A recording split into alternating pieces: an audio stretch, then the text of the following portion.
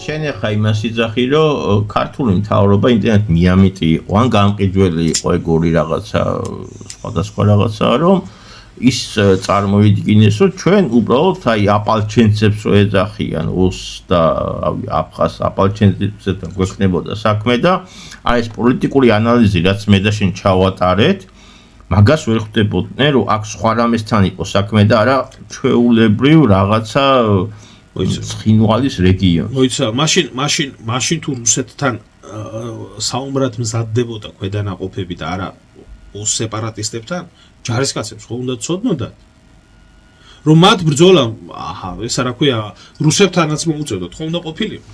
თუ ესეთი ის იქნებოდა, მაშინ რუსეთის არმიასთან როგორ უნდა ემოქმედა ქვედანაყოფს, იმის შესაბამისად უნდა გაწვრთნილიყო. იმიტომ რომ მე გეუბნები ძმაო, ვერავინ ვერ გამახსენებს მე, ვინც შეიარაღებულ ძალებში მსახურობდა 2005-2009 წელი. რომ ქვედანაყოფებს თუნდაც ერთდღიანი სწავლება სიტყვა ყოფილიყო ხსენებული, რომ მოწინააღმდეგ შეიძლება ავიაცია გამოიყენოს და როგორ უნდა იმოქმედოს ავიაციის დაბომბვის შემთხვევაში ქვედანაყოფი. აი ეგ უკვე ისა იუმორის იმაში გადადის. ეს არის სატირალი. არა ხო აი მადმივდივართ ეგ ცოტა მერესკენ მინდა, არა მე იმას გეკითხები ახლა ερμილე ჩემ კითხვას დაუკვირდი, ანუ არ იცოდა ერთი არის ახლა სამხედრო გენერალიტეტმა როგორ არ იცოდა, მაგრამ მე გეუბნები პოლიტიკურ მხარეს გეუბნები. არ იცოდა მიშა მადეიშვილმა, ბოკერიამ, რა ვინც მაშინ არ იცოდაზე სხვა რა გააკეთეს აქ ამაშიასა. ხო და ეს ყველაფერი პოლიტიკური მხარე რო ამოვწულოთ ასე ვთქვა. ეს არის ღალატი. ეს არის ღალატი. ამას თუ რატო არის ღალატი, ამაზე მე ცალკე გადავართ სამხედრო მოქმედებებზე რო იქნება საქმე. ეს არის ღალატი. რას ქვია არ იცოდა. და იმის შესახებ საუბარი, ვინ დაიწყო ომი და მოქმედებები და ეს ძალიან კარგადაა დაწერილი ყველაფერი. ჩვენ რადგანაც პოლიტიკურზე ვამბობ, აქაც ვიტყვი ორ სიტყვას. გამოდის მთავარსარდალი და პირდაპირ აღიარებს, რომ კითხვები იმის შესახებ დავიწყეთ თუ არა ჩვენ მოქმედებები ცხინვალის რეგიონში, ადრეც გავეცი პასუხი და ახლაც ვიმეორებ. დიახ, ჩვენ დავიწყეთ სამხედრო მოქმედებები, იმიტომ რომ აგვიყო ცხინვალი, რათა გაგვეკონტროლებია. და ამაზე მე რამდენჯერ უპასუხო ამ კითხვას. ქვეყნის მთავარსარდალი პრეზიდენტი ამბობს ამ სიტყვას. ახლა ამის მერე მეორე პირი ვინ შეიძლება მოიყვანო, ეს არის უშუალოდ გენერალი ყურაშვილი. რომელიც ამბობს, რომ საკონსტიტუციო წესრიგის აღდგენა დაიწყო რეგიონში. ქართულმა მხარემ. მას არ უთქვია რუსეთ საქართველოს ომი დაიწყო. ეს დეფინიცია საერთოდ მერე მიეცა ამ ყველაფერს. მაგრამ ის რომ აქტიური საბრძოლო მოქმედებები დაიწყო ქართულმა მხარემ რეგიონში სტაბილურობის აღსადგენად, მას გენერალიც ამბობს. და ამას ამბობს რა? ამას ამბობს ტალიავინის დასკვნა. ამას ამბობს. აი ეგ მომენტი არის, ხო, როგორ მოხდა რომ მსხვერპლიდან აგრესიულად ვიქეცით ερμილე? ჩვენ ხომ მსხვერპლი ვიყავით მაგ პერიოდში, ხო? დღესაც მსხვერპლები ვართ, ხო, ჩვენ ტერიტორიაზე არის ხვისი ჯარი. მაგრამ ამათმა ისე მოახერხეს, რომ ტალიავინის დასკვნაში მსხვერპლიდან გადავიქეცით აგრესორად, ხო? ეხლა როდესაც შენი მთავარსარდალი ამბობს, რომ დიახ მე გავეცი ბრძანება ცხინვალზე იერიშის. რატო დაწერს ტალიავინი იქ სხვა რამის? მოდი აქედან დავიწყოთ. ეს ერთი. როდესაც შენი საპარლამენტო უმრავლესობა და ეგრეთ წოდებული ოპოზიციაც ჩადის სტრასბურგში და საკუთარი ხელმოწერით ადასტურებს, რომ ქართულმა მხარემ დაიწყო საბრძოლო მოქმედებები და ქართულმა მხარემ გამოიყენა კასეტური ჭურვები, რომელმაც საფრთხე შეუქმნა სამოქალაქო მოსახლეობას. უცხლა რა დაგიწერო შენ ტალიავინის კომისიამ, გაგითეთროს სააკაშვილი და გაგითეთროს ეს ნაცები თუ ეს არა ქვია? ეხლა რა შეეხება პოლიტიკურ კონტექსტს, რაშიც რუსეთის ვალდებულებას რა შეეხება? რუსეთს არანაკლებ პრობლემები ჰქონდა. რუსეთის კონსტიტუციის მიხედვით, რუსეთის შეიარაღებულ ძალებს მისი საზღვრებს გარეთ მოქმედების უფლება ჰქონდა შეზღუდული თუ ამას გაერთიანებული ერების ორგანიზაციის უშიშროების საბჭო არ მიიღებდა. ეს ერთი. მეორე. ანუ რუსეთმა პირველი მისი კონსტიტუცია დაარღვია, როდესაც საქართველოში ჯარი შემოიყვანა. აქ იცი რა, იმდენად ჩახლართულია ეს ყველაფერი, მთელი იურიდიული ნიუანსები არსებობს. მეორე.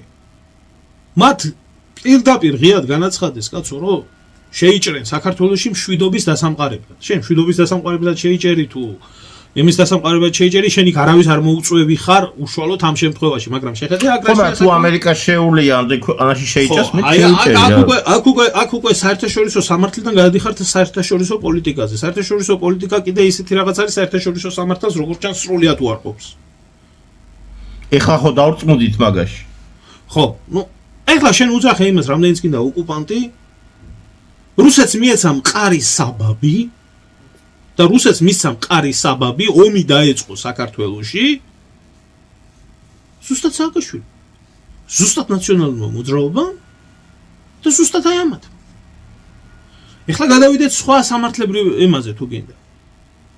ის რომ ქართველებს და რუსებს შორის დაძაბულობა არსებობდა და აფხაზეთიდან მოყოლი მარტო ცხინვალის ამბავი არ იყო.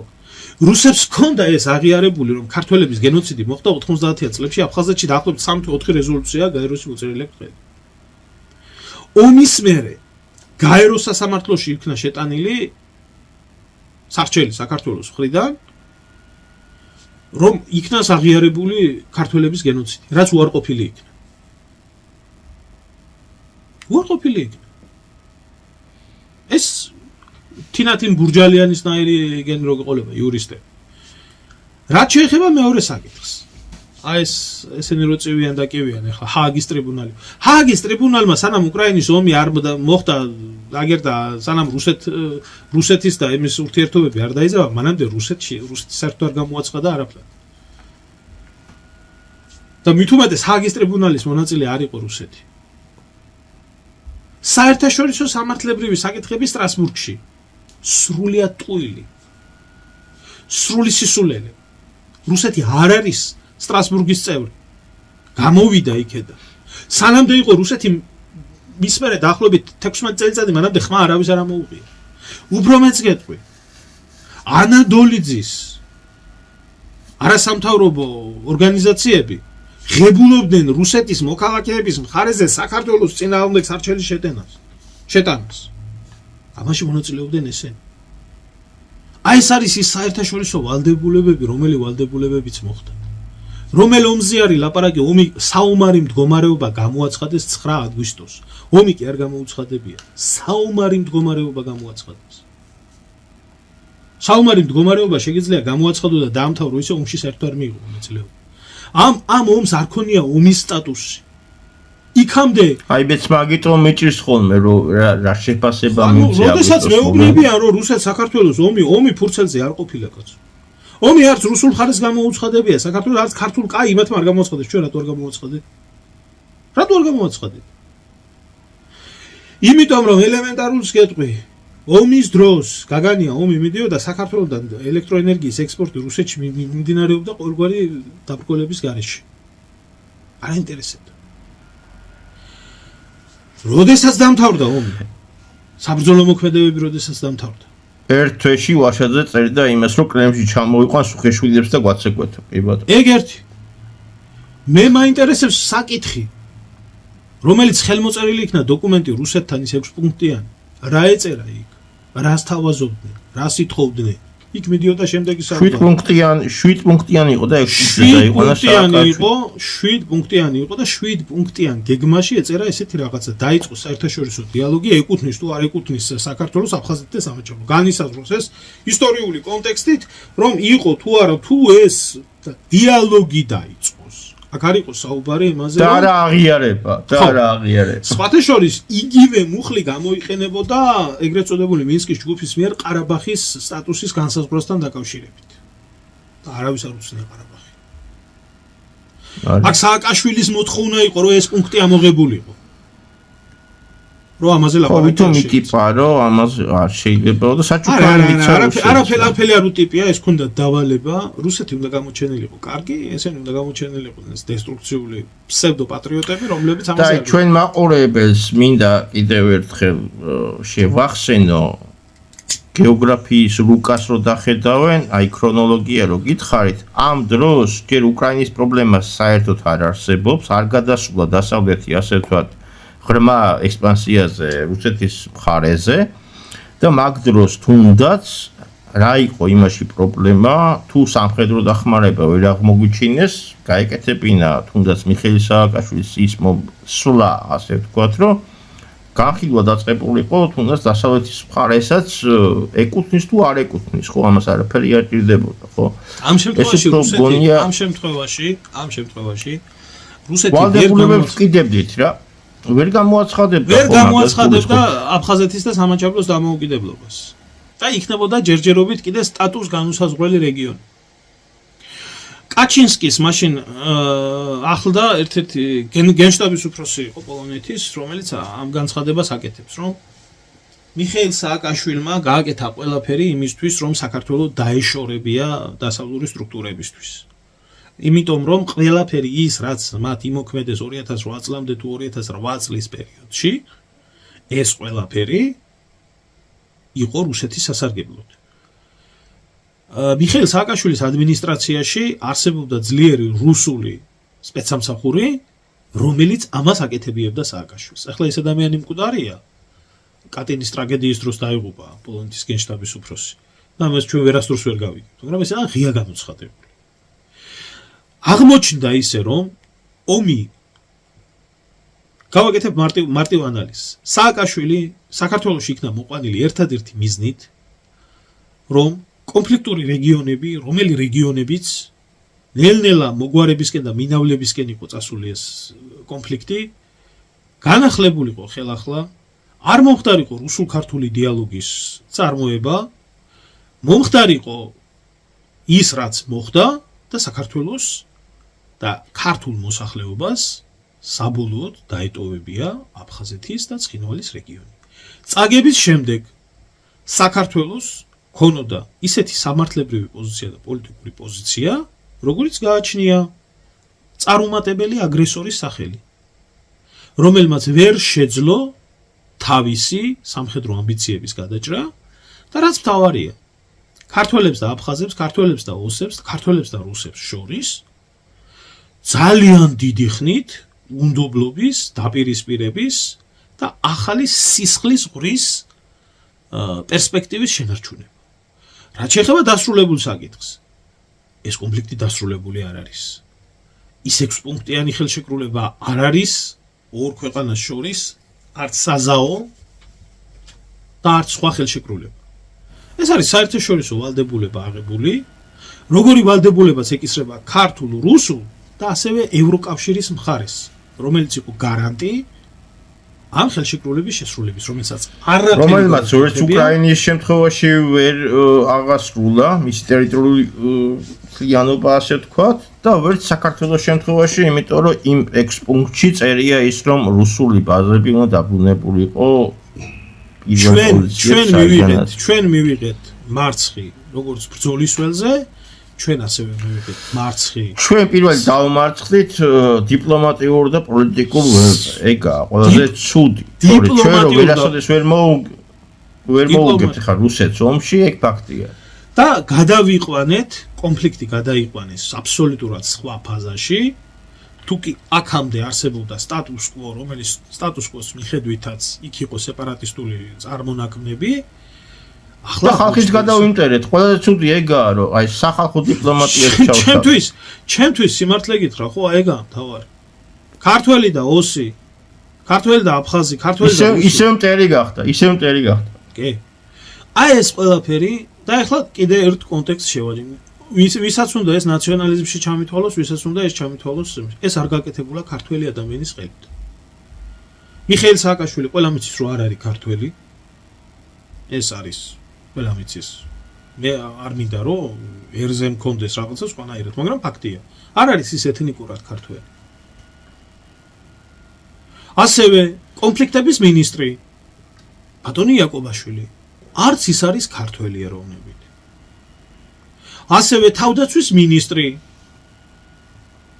კეზერაშვილი არც ის არის ეთნიკურად ქართველი. გამოდის რა?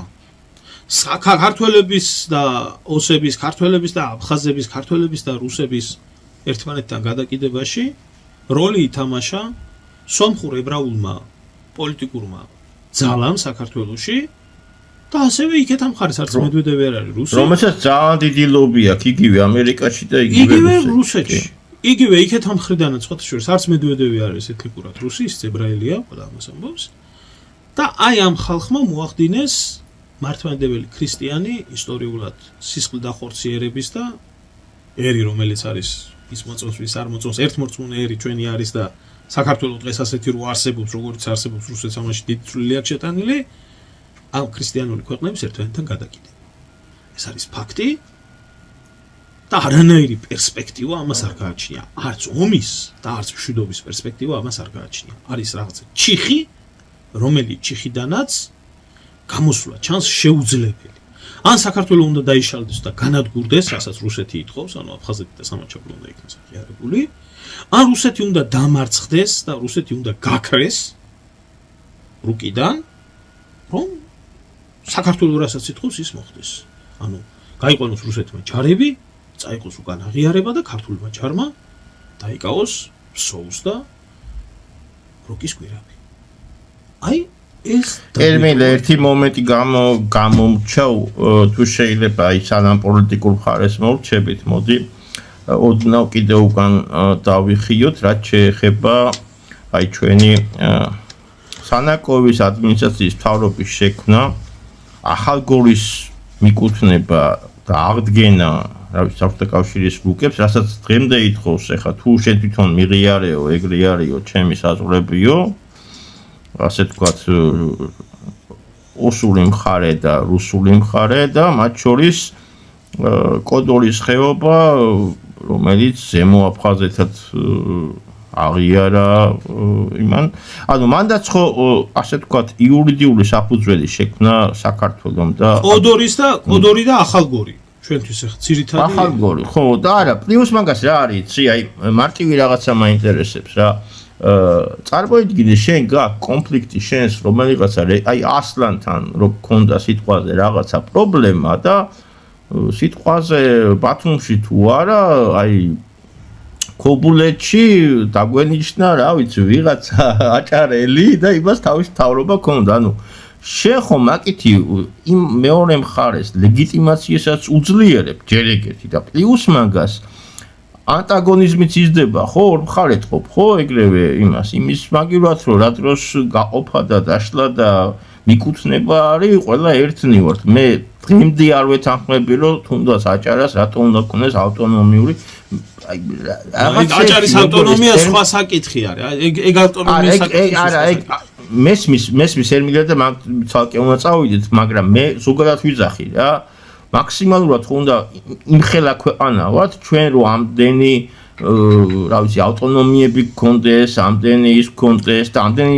ეხა არამდენიმე დღის უკან გქონდა შეხვედრა აფხაზეთის მთავრობის წარმომადგენლებთან ქართულ მხარესთან აი ეგაც არ მესმის სიმართლე რო გითხრა იმიტომ რომ ჯერ გავერკვიოთ რა იმ ხალხთან რა და მე იმას ავქნათ რა შევქნათ ჩვენი მთავრობები, ჩვენი ადმინისტრაციები როგორ ვეწყობით ჯერ იმ ხალხთან ახლა შენ წინასწარ რომ პარლამენტს უნიშნავ, იმას უნიშნავ, ამას უნიშნავ არაფერი არაა ჩემოძღვაო ეს გარდა იმისა რომ კორუფციული ქსელია იქ და არის საზიანო ქვეყნისთვის ეს შეიძლება ეგ გავიგე ფულის ჭამა უნდათ ერთი ეგ გავიგე ვიღაცას პაესტკა უნდა ვიღაცას ჯიპი უნდა ვიღაცას ბღოლი უნდა ვიღაცას კაი დივანი უნდა და კაი საყვარელი უნდა ეგ გავიგე მაგრამ თუ შენ სახელმწიფოებრივად ფიქრობ ხო ხვდები რომ ეს არ ფიქრობენ სახელმწიფოებრივად არ ფიქრობენ სახელმწიფოებრივად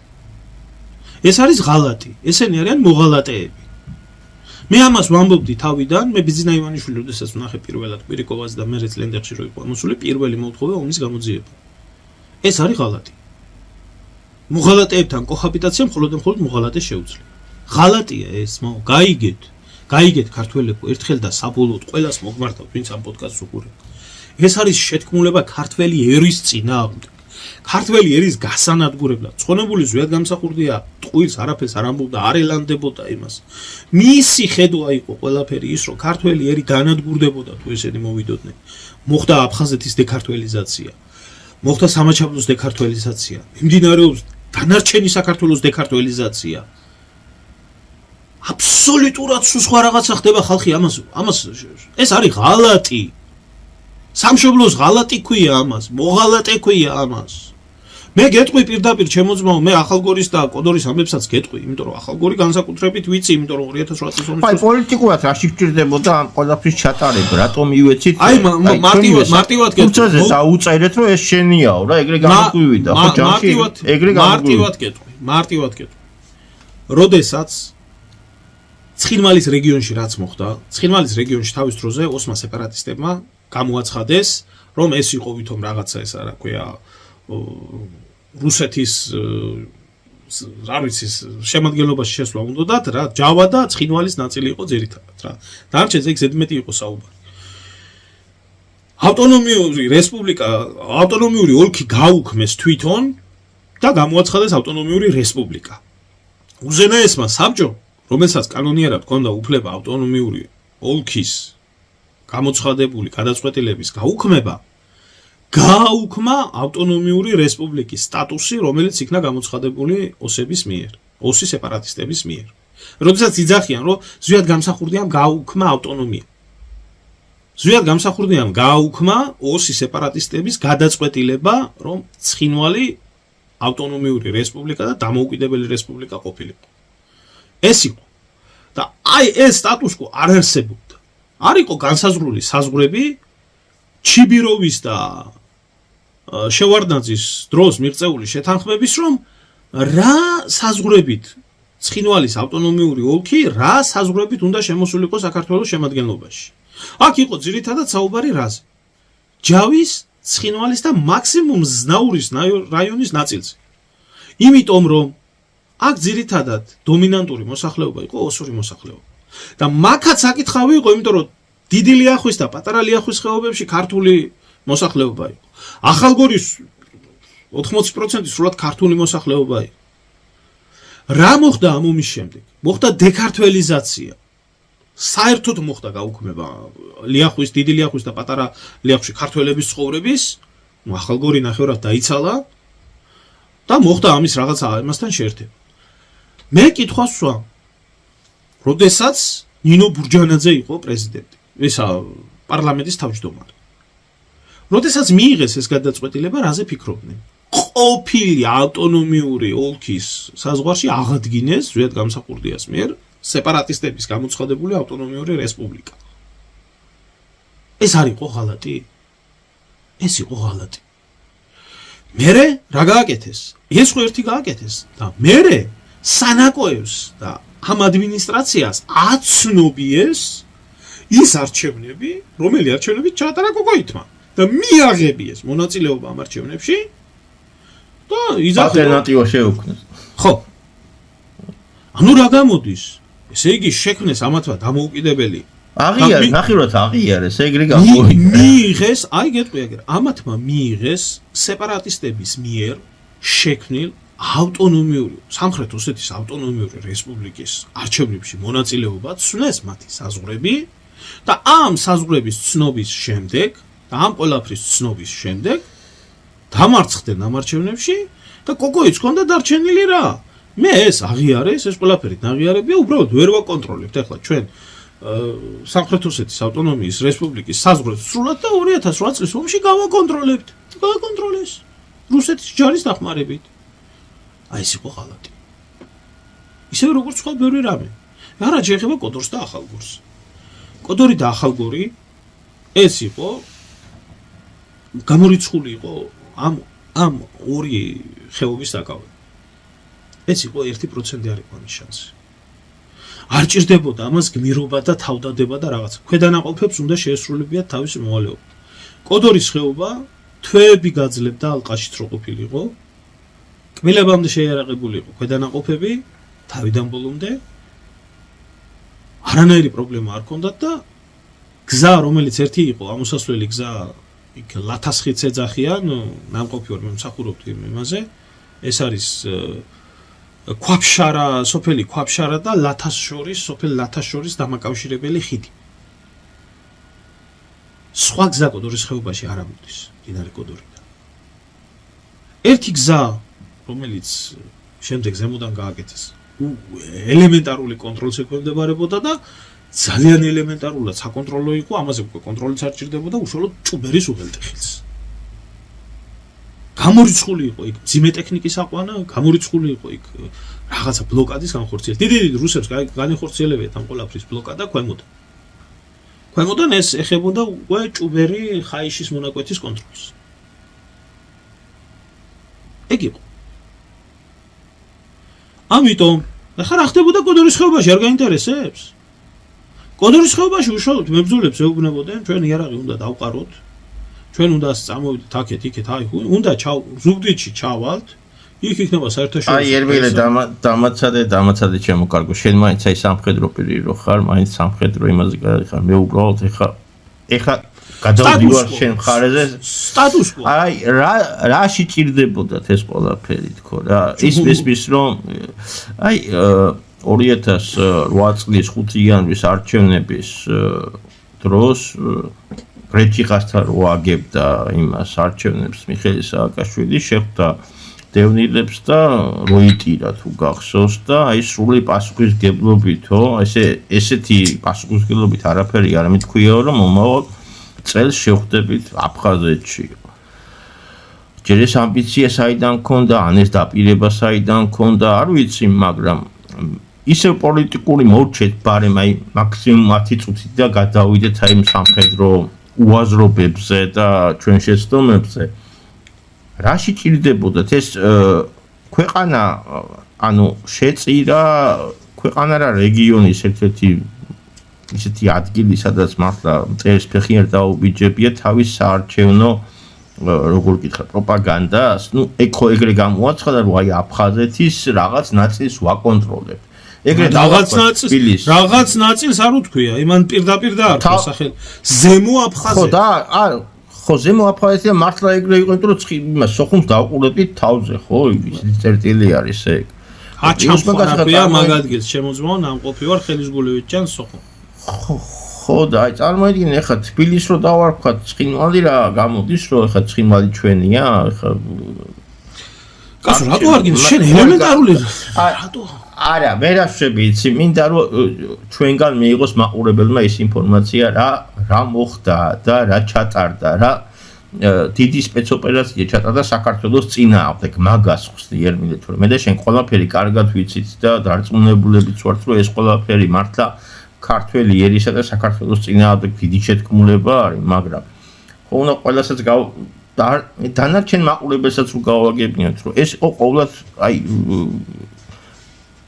მიუღებელი ფაქტი ის რომ შენ რეგიონს არ ქმევ იმის სახელს მარტო იმიტომ რომ საარჩევნო თქვა რომ აი აფხაზეთს ვაკონტროლებთ ჩვენ და რაღაცა ის ეგ ხო რეალობას არ ცვლის ხო ეხლა ეს ილუზია ხო შეიძლება შექმნა მაგრამ კაი გამონათქვამი არის რა რომ ისე მეტად არ იტყუებიან როგორც არჩევნების წინო ომის დროს და იმის თევზაობის მერე ნადირობის მერე ხო ბისმარკის ამ იმას შევწირეთ ჩვენი რეგიონები და მიშას საარჩევნო კამპანიებს თორე ხა თუნდაც აი ცხინვალის თემა რო ავიღოთ ხო აი პირველი კითხვა ეგ მექნება ცხინვალთან ჯერ დაგვინდოდა და ისაც ხო კარგად ვიცით რომ ჯარი დაახლოებით 6 საათი გაჩერებული იყო რომ მიშას რაღაცებს დროშებს და რაღაცებს ელოდებოდნენ რომ შეტევაზე გადასულიყო ანუ ეს ყველაფერი დიდი ატრაქციონი იყო და ამ კაცის ძალაუფლების შენარჩუნების თემა იყო დაკვეთა იყო ეს ყველაფერი იდიოტი იყო აი პოლიტიკურად ეს ყველაფერი რა გამოდის აი რომ ავიღოთ ახლა მეგანა მიშას შეფასებას გთხოვ აი ქართული მხრიდან რა ჩავატარეთ ეს იყო პირდაპირ მე ამ ყველაფერს ვაძლევ ერთადერთ დეფინიციას ეს იყო ეგრეთ წოდებული მეხუთე კოლონიასაც ეძახიან ანუ მოღალატეების მიერ უცხო ქვეყნის ინტერესის გატარება საქართველოში და საქართველოს ტერიტორიების გაყიდვა და გადაბარება სხვა ქვეყანაზე, რომელიც ამით დასრულდა. 100%-ით არც თვითონ იყვნენ დარწმუნებული, რომ ეს ასე მოხდებოდა, მათ ეუბნებოდნენ, თუ მოხდება და გაერთიანებ ტერიტორიული მთლიანობას აღადგენ და იქნები გმირი და იქნები სამუდამოდ მაგ, სანამ პირში სული გედგება, თუ ვინცობა რუსეთი მთლიანად საქართველოს ვერ დაიკავებს და წაგვართებს ამ ტერიტორიებს, დარჩენ შეინარჩუნებ, რუსეთი იქნება ოკუპანტი, ჩვენ ვიქნებით ჩვენ გვერდით. ხო, მაგრამ ცნობებიც ხო გვაქვს, რომ თუნდაც კონდოლიზა რაისმა ორჯერ გაარტყილა, რომ არც კი გაბედო ცხინვალში შესვლა. მომისმენთ შემოძმავა ოფიციალური პირები, ერთ რაღაცას გეტყვი რა, ოფიციალური პირები არასდროს არ იტყვიან იმას, ისინი არ არიან მოღალატეები საკუთარი ქვეყნის, ისინი საკუთარი ქვეყნის პატრიოტები არიან. არასდროს კონდოლიზა რაიზი არ გამოვა და არ იტყვის იმას, რომ დიახ ეს იყო ჩვენ ინტერესებში. არასდროს არ იტყვის. არასდროს არ იტყვის მეთიუ ბრაიზა მაგალითად რომ მათ ესე აწყობდათ. მაგას არ იტყვია. მაგრამ მათი მოქმედება რა არის? მათი ქმედებები რა არის? ხო, ზოგადად ფაქტი რომ მოხდება, უნდა დააკვირდე ვინ ისარგებლა და მიხვდები ვისი დაგეგმილია. ხო, მათი ქმედება რა არის? მათი ქმედება რა არის? ბიჭო, თუ ასეთი ცუდი იყო სააკაშვილი, თუ ასე ვერ აკონტროლებდი, თუ ასე, ბიჭო, რატო აძლევდი ამ ადამიანს იმედებს, გვერდით გიდგი ვარ, აგერა ვარ, დემოკრატიის შუქურ აღარ იარაღს მოგაწოდებ, ამას მოგაწოდებ, იმას რატო აკეთებდი ამას? ესა უკვე საერთაშორისო პოლიტიკა. რომელიც საერთაშორისო პოლიტიკას კარგად აჩვენებს, სააკაშვილი რასაც აკეთებს, ის ჩვენ გვაწყობს და იმიტომ ვართ სააკაშვილის გვერდით. ივანიშვილი და ქოცები ამ ეტაპზე დასავლეთს არ აწყობს, ამიტომ არ არიან მის გვერდით. მიუხედავად იმისა, ყველაფერი გააკეთეს, რაც უნდათ გარდა ომისა. ეხლა საერთაშორისო ჭრილში როგორ ჩნდება კონფლიქტი. ახალგორზე ვერ ვილაპარაკეთ, ახალგორი მთლიანად გააჩუქეს. ახალგორი საერთოდ 17-18 აგვისტოს იყო, უკვე ლომაიას მოთხოვნით შემოიყვანეს საერთოდ და სააკაშვილის მოთხოვნით შემოიყვანეს ჯარი. რუსებმა. ლამის ხანიდან. ის ჯარიც სხვათა შორის ალყაში იყო ამოყვანილი, მე თვითონ მონაწილეობდი კოდორის ხეობაში, ქსნის ხეობაში რო ვიყავით, მანამდეც სხვათა შორის ეს ლამის ხანის ამბავი რომ მოხდა, რომ ეს გაგლიჯეს ეს და გავიდნენ, ეს იყო ლომაიას მოთხოვნა იყო, რომ შეეყვანათ ჯარი ახალგორში. ყველა იყო აბსოლუტურად ამოღებული მიზანზე. სროლის უფლება არ მოგცეს. სამშვიდობოდ მოდიანო რუსები. ასევე ლომისის წმინდა სალოცავზე დიდი ამისი განგება დაილოცოს. ჩამოსხმული რუსული შვიდკაციანი დესანტი, რომელიც ასევე აყვანილი ყავდა. ისიც გაგვაშვებიეს. იმიტომ რომ გენერალური შტაბიდან მოვიდა ბრძანება არ შეეხოთ არავინ, გავუკეთეთ კორიდორი გაუშვით. ეს იყო ჩემოძმაო, ეს იყო ღალატი. ღალატი იყო ეს ყველაფერი. და ამას ჭირდებოდა ტრიბუნალი და არა ის ტაკი მასხარაობა და ის შოუ და ახლა მსოფლიო კონტექსტში რა გამოჩნდა? მსოფლიო კონტექსტში გამოჩნდა ის, რომ რუსეთი უკვე არის იმ მდგომარეობაში, რომ ის აუცილებლად წავა სხვა ქვეყნების დაპყრობაზე. ის არ მოერიდება საერთაშორისო სამართლის დარღვევას, ის არ მოერიდება სამხედრო იმის რა ქვია ავანტიურაზე და ამაზე გადასვლას. ის არ დაუშვებს პრიმაკოვის დოქტრინის მიხედვით ყოფილი საბჭოთა კავშირის ტერიტორიებზე ნატოს ბანაკის გამოჩენას. ეს იყო ეს. რუსეთში მოქმედებს პრიმაკოვის დოქტრინა. საქართველოში და უკრაინაში რაც ხდება, პრიმაკოვის დოქტრინა ეს უსაფრთხოების და გერასიმოვის. ეს პირდაპირ ითვალისწინებს ყოფილი საბჭოთა კავშირის ტერიტორიაზე რუსული სამხედრო და ეკონომიკური პოლიტიკური დომინირების აღდგენას, ბუფერულ ზონებად შექმნას. ჩვენ უბრალოდ არ გვიყვარს ხო რომ იმათი კუთხიდან გადმოვიხედოთ და არ ჩვენ არ დაუშვებთ ხა ხშირად უყურებ ხოლმე. შენ შეგიძლია არ გიყვარს. არა რა არის აი მეორე მომენტი აქვს ხა წარმოიდგინე ამერიკის გვერდზე თუნდაც აი კუბას ვერ იტანს და იქ უნდა შევარდეო გაიძახის ტრამპი ხო აი მექსიკის ტერიტორიაზე რომ განათავსოს რა ვიცი რუსულმა ბაზებმა თავისი რაკეტები ხო წარმოგიდგენია ვის დაეკითხება ხა მეორე დღეს მეხიკოს თავზე იქნება ბიორის თვითმფრინავი დაკიდებული. ხო და რაღაცები რა არის აი ჩვენი საზოგადოების ის მიგვერს ხოლმე რომ რატო იქცევა რუსეთი ასე. და პლუს მაგას ერთი რაღაცა მინდა ჩვენ მაყურებელს უთქვა რომ რუსეთმა ამ შემთხვევაში ნუ გვაქვს შიში იმისა რომ რუსეთმა საქართველოში და ლუკას თუ დავხედავთ იმისთან გეოპოლიტიკური და სამხედრო სტრატეგიული წერტილები დაიჭირა ნამდვილად არ ჭირდება ახალი სოხუმი და ახალი ცხინვალი მიიღოს და თბილისიც არჩინოს და პლუს მაგას ეს ვაკევერა და ისინი არჩინოს, როგორც შეეტენებიან, ჩვენ კარგად ვიცით, რუსეთი თუ შემოვიდა, ბევრი ეხლა ანტირუსი, როგორ გახდება პრორუსი, მართლა არ ჭირდება. სუფთა სამხედრო თვალსაზრისით კავკასიაში რუსეთი რო არის და თუნდაც აი ყარაბაღში რატო არ ჩაერია, აი ძალიან მართლა ბოდიში და ფეხებზე კიდია, იმიტომ რომ ბევრად კაი წერტილი უჭირავს ეხლა ცხინვალში და სოხუმში. ვიდრე ხა იქ შევარდეს და რა უნდა აკეთოს. ერთადერთი პრობლემა შეიძლება შეექმნას ირანთან ლოგისტიკის ამბავში, მაგრამ მაგას დაალაგებს. მოდი ნელა-ნელა გადავიდეთ ჩემო ერმილე სამხედრო პოლიტიკურ კონტექსტზე, რადგანაც გადავალთ პოლიტიკურ კონტექსტზე ვიტყვი და დავამთავრებ ამ ყველაფერს რა. შევეშვათ უშუალოდ პოლიტიკურ საკითხს. 2008 წლის ომში მოღალატეების მიერ საქართველო იქნა აბსოლუტურად ყველა ფრონტზე დამარცხებული. ერთადერთი ვითომ სადაც არ იქნა საქართველო დამარცხებული, ეს იყო საინფორმაციო ომი, რომელმა საინფორმაციო ომმაც მაშინ პირველი სახე მიიღო, გამოაჩინა უბრალოდ მთელ მსოფლიოში ტელევიზიებმა, რომ რუსეთი შემოიჭრა საქართველოში.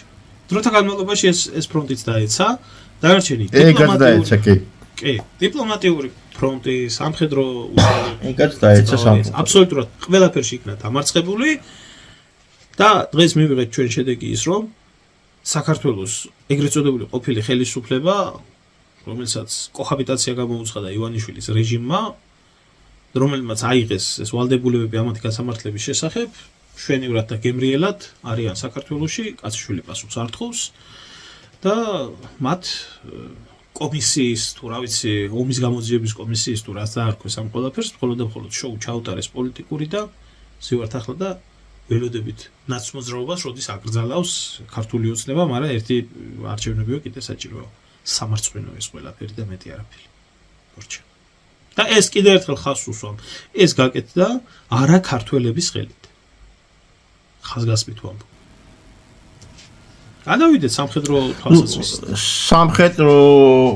სამხედროზე გადავიდეთ, თუმცა ისა რომ სამწუხარო რეალობა მხოლოდ ქართველმა ერმა მიიღო, დანარჩენი ყველა კრებად არჩამ ბედნიერი ასე.